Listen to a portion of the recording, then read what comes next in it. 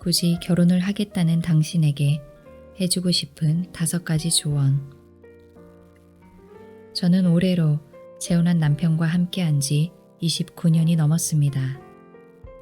똑부러지게 시시비비를 가리던 대쪽 같은 남자는 언제부턴가 사소한 일에도 쉽게 마음이 상하는 배불뚝이 중년 아저씨가 되더니 이제는 흰머리 가득한 노신사의 모습으로 제 앞에 서 있습니다. 무수히 싸우고 화해하는 동안 가장 예쁜 모습부터 가장 못난 모습까지 보아오면서도 여전히 함께하는 그와 나. 세월은 콩깍지를 벗겨내고 열정적인 사랑의 잔재조차 날려버렸지만 대신 누구보다 든든한 친구이자 버팀목을 서로에게 선물해 주었습니다. 가끔 그의 구부정한 뒷모습을 보면 사랑보다 깊은 연민의 정이 느껴져 이렇게 혼잣말을 내뱉기도 합니다. 당신을 만나서 참 다행이에요. 그동안 고생 많았어요. 누군가와 함께 산다는 일엔 행복과 기쁨만큼의 인내와 희생이 따르기 마련입니다. 사랑과 믿음이 뒷받침되는 만큼 유치하고 옹졸한 모습까지 보여주게 되지요. 그래서 영국의 저널리스트 리처드 스틸은 결혼이란 우리가 이 세상에서 경험할 수 있는 가장 완벽한 이미지의 천국과 지옥이다 라고 말했습니다. 그럼에도 불구하고 여전히 많은 사람들이 행복한 결혼을 꿈꿉니다. 그 형태가 결혼이든 동거든 어느 시점이 되면 앞으로도 이 사람과 함께할 것인지를 선택해야 합니다. 그래서 이 장에서는 여러 커플을 치료해본 심리 상담가로서 결혼 생활을 해본 선배로서 누군가와 함께 살기로 결심한 사람들에게 알려주고 싶은 5가지 조언을 말해주도록 하겠습니다. 가치관이 비슷한 사람인지 따져보라. 클로틸드는 리샤르를 처음 보는 순간 그에게 강하게 끌렸습니다. 둘은 넉 달째 연인 관계를 이어가고 있었지요.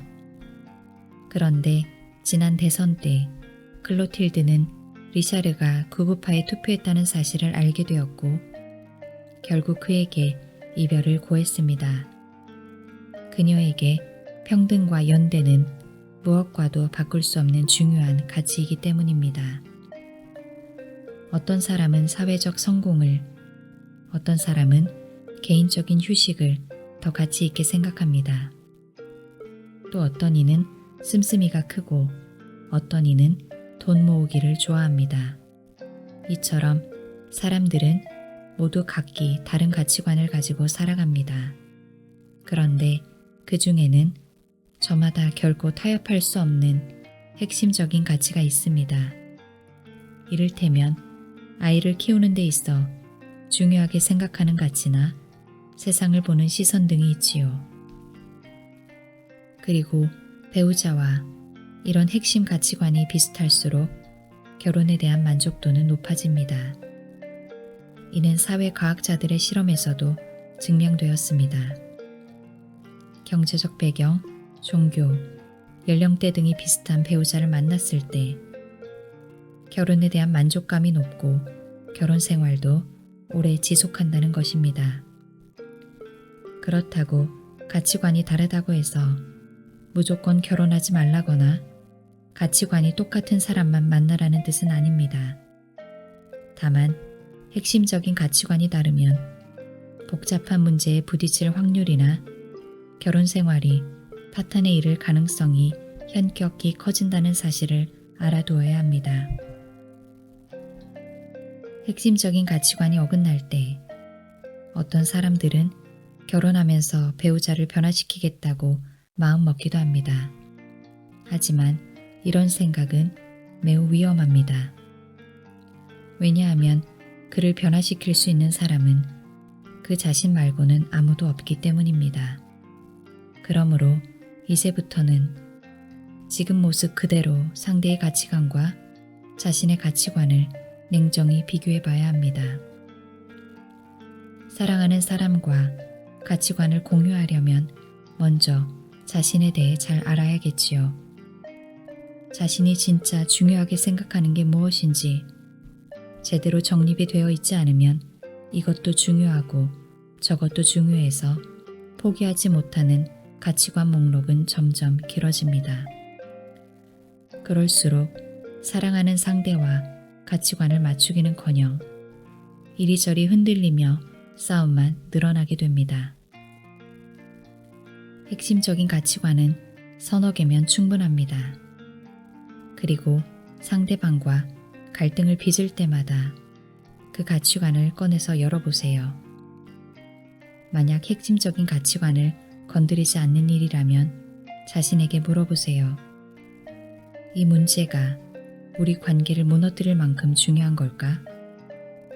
핵심적인 가치관의 기준을 세우면 장기적인 관계를 다져나가는데 도움이 될 뿐 아니라 사랑하는 사람과 싸울 일도 줄어들고 관계도 돈독해질 것입니다. 바빠질수록 함께하는 일을 만들어라. 올리비아는 피터와의 관계가 소원해진 것 같아 걱정했습니다. 피터와 결혼한 지 12년이 되었네요. 우린 관점도 비슷하고 사랑한다는 말도 자주 해요. 예전엔 운동도 같이 하고 일본어 학원에 같이 다니거나 댄스 수업도 들었지요. 늘 함께 했는데 몇 년 전부터 아이들이 생기면서 더는 함께 할 수 있는 일이 없어요. 그냥 나란히 옆에서 같이 사는 기분이랄까요? 서로 사랑하는데도 불구하고 왜 이렇게 된 건지 이해가 안 돼요. 시간이 지남에 따라 결혼의 의미가 변하는 건 매우 자연스러운 현상입니다. 앞서 사랑의 형태가 변하는 과정에 관해 이야기했던 것을 기억하시나요? 결혼 이후에도 마찬가지입니다. 20대에게 결혼이란 함께 있고 싶은 욕망입니다. 30대와 40대의 결혼은 아이를 낳고 재산을 쌓아가는 생산의 개념이지요.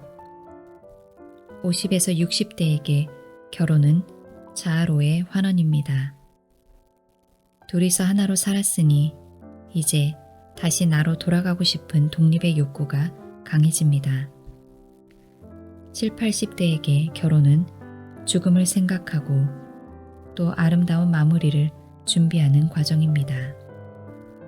그 중에서 가장 바쁜 시기는 30대, 40대입니다. 부부는 아이를 키우고 회사를 다니느라 눈코 뜰 새 없는 하루를 보냅니다. 자연스레 서로 관심사를 나누고 열광적으로 빠져드는 경험은 점점 사라지고 대화 대부분은 아이와 돈, 가족으로 채워지지요. 이 시기 부부는 열렬히 사랑하는 관계라기보다는 앞날을 개척해 나가는 동지관계에 더 가깝습니다. 하지만 그렇더라도 둘 사이의 정서적인 유대의 끈이 끊겨버리면 훗날 아이가 독립하게 되었을 때 부부는 더 이상 함께 살아야 할 이유를 찾지 못합니다.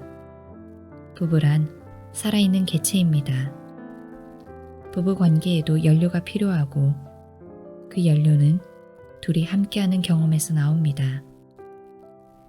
장기적으로 관계를 유지하고 싶다면 함께 할 수 있는 일에 뛰어들어야 합니다. 함께 하는 일이라고 해서 거창한 일을 할 필요는 없습니다. 지금 당장 꼭 해야 하는 일을 같이 하는 것으로도 충분합니다. 남편에게 배관 수리하는 법을 배워보거나 남편과 함께 저녁 식사를 준비해보세요. 어쩌면 집을 함께 보수하면서 그동안 쌓인 이야기를 풀 수도 있을 것입니다.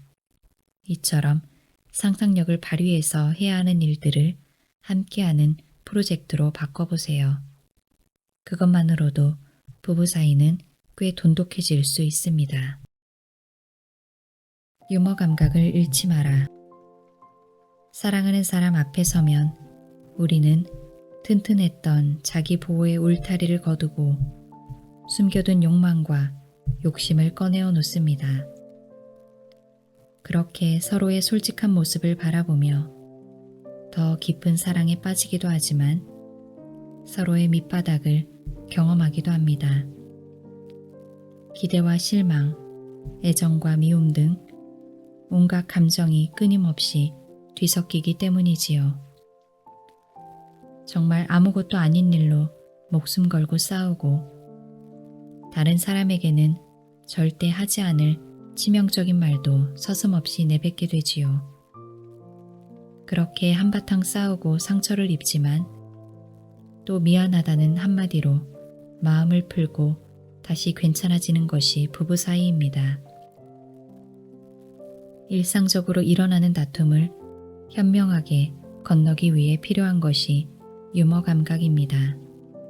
유머는 우리의 공격성을 느슨하게 하고 딱딱한 상황을 부드럽게 만들어 주어 큰 감정 싸움으로 번지는 것을 막습니다. 감정적으로 날카로워져 있을 때 적당한 재치로 위기 상황을 부드럽게 넘기고 자신과 다른 사람의 실수를 따뜻하게 감싸 안으면서 서로의 긴장을 풀고 경계를 늦추게 만드는 것이지요.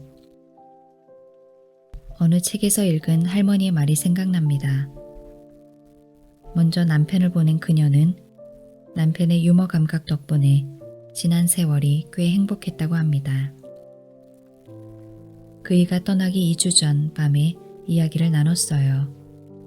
남편이 무슨 말을 해서 내가 웃음을 터뜨렸더니 그이가 나를 지그시 보면서 만족스러운 표정을 짓더군요. 그러곤 이렇게 말했어요.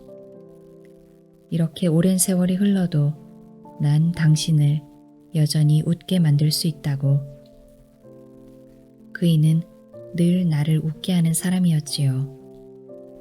이처럼 유머는 죽음이라는 극한의 상황조차도 견딜 만한 것으로 만듭니다. 유머는 인생에서 이해할 수 없는 일, 비합리적인 일, 우스꽝스럽고 말도 안 되는 일도 일어날 수 있음을 받아들이는 포용력에서 나옵니다. 내가 좋아하는 사람은 나를 싫어하고 노력해도 결과는 안 좋고 착한 일을 많이 해도 매일 안 좋은 일이 생기는 등 도처에 모순적인 일이 널리 알려져 있는 세상입니다. 그런데도 인생의 모순과 인간의 불완전성을 바라보며 웃을 수 있을 때 우리는 고통스러운 상황도 충분히 견뎌낼 수 있다는 희망을 품게 됩니다. 그래서 긴 세월 여러 위험을 함께 견뎌야 하는 부부에게 유머 감각은 필수라고 말해주고 싶네요. 배우자가 이제는 지루하고 재미없을 때 오랜 기간 함께한 연인이나 부부는 어느덧 그 사람에 대해 모든 걸 알고 있다고 판단하는 단계에 이릅니다. 그가 어떤 하루를 보냈는지, 누구를 만났는지, 내가 하는 말에 어떻게 반응할지 뻔히 보인다는 것입니다. 이제는 상대가 궁금하지 않고 심지어 식상하고 지루하다고 느끼기도 하지요. 가끔 예상치 못한 행동을 보일 때도 대수롭지 않게 여기고 큰 관심을 두지 않습니다. 그러나 아무리 오래 함께 살아도 결코 다 알 수 없는 게 사람의 마음입니다. 상대는 나와 전혀 다른 삶을 살아왔지요. 그에겐 내 삶의 궤적으로는 따라갈 수 없는 마음의 상처가 있을 수도 있고 내가 엿보지 못한 꿈을 간직하고 있을 수도 있습니다. 또한 사람은 나이가 들어감에 따라 새로운 발달 과제를 만나게 되면서 과거와는 다른 모습으로 성장해 나갑니다. 그래서 사랑은 끊임없이 사랑하는 사람을 재발견해 가는 과정입니다. 새로운 발견이 때론 실망을 가져다 주기도 하겠지만 그런 발견이 있어서 우리는 늘 사랑을 풍부하게 만들어 나갈 수 있습니다. 알버트 슈바이처 박사는 일반적으로 인간과의 관계 가운데는 우리가 알고 있는 것보다 훨씬 더 많은 신비가 숨겨져 있는 것은 아닐까? 비록 매일 함께 생활하고 있는 상대라 할지라도 진실로 그 사람을 알고 있다고는 그 누구도 말할 수 없다. 라고 이야기했습니다. 상대를 다 안다고 착각하는 순간 우리는 사랑의 숨겨진 신비를 발견할 기회를 잃게 됩니다. 그러니 아마존 정글을 탐험하는 모험가처럼 그의 마음을 구석구석 여행해 보세요. 미지의 영역이 남겨진 신비한 존재로 서로를 바라볼 때 우리는 사랑을 더욱 다채롭게 색칠할 수 있게 됩니다. 정말 끝내고 싶을 때 그것이 전환점은 아닌지 생각해보라. 어느 부부든 살다 보면 이제 그만 이 결혼 생활을 끝내고 싶은 순간이 옵니다. 만약 정신적, 육체적으로 학대를 당하거나 상대가 계속 바람을 피우거나 극도의 갈등이 해결될 기미가 도저히 보이지 않는다면 그 사랑을 놓아주는 결단이 필요합니다. 그러나 단순히 사랑이 식은 것 같아서 더는 존중받는 기분이 들지 않아서 우발적인 다툼 때문에 헤어짐을 고민한다면 이것이 끝이 아닌 전환점은 아닐까 하고 생각해 봐야 합니다. 마리는 실직 후 술만 마시는 남편과의 이혼을 고민하고 있었습니다. 이 문제를 해결하기 위해선 남편의 노력이 가장 중요한데 남편은 상담조차 거부하던 상태였지요. 나는 마린에게 술 문제를 해결하지 않는 한 더 이상 함께할 수 없음을 명확하게 밝히는 게 좋겠다고 말했습니다. 그녀는 남편에게 이렇게 말했지요. 이 말은 꼭 해야겠어. 당신이 술을 끊지 않으면 내가 집을 나갈 거야. 집을 나가 어디로 갈지, 무엇을 할지 지금은 막막하지만 어떻게든 살아갈 수 있을 테니까. 남편은 이튿날부터 술을 끊었고 그 모습을 본 마리는 결혼을 유지하기로 했습니다.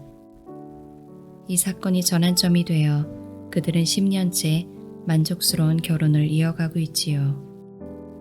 어떤 커플이라도 위기의 순간을 맞이합니다. 그러나 밝을 때가 있으면 어두울 때가 있듯이 좋을 때가 있으면 나쁠 때가 있습니다. 그리고 어두운 골짜기를 포기하지 않고 지나가야 할 때도 있는 법입니다. 만일 이 시기를 부부가 함께 손을 잡고 헤쳐나간다면 훗날 커다란 정서적 만족감을 맛보게 될 거예요. 나를 갉아먹는 수렁과도 같은 결혼 생활을 끝내는 것이 용기 있는 선택이라면 절대 쉽지만은 않은 결혼을 포기하지 않는 것도 용기 있는 선택입니다. 그러니 정말 끝내고 싶을 때는 이것이 전환점은 아닌지 곰곰이 살펴보시길 바랍니다.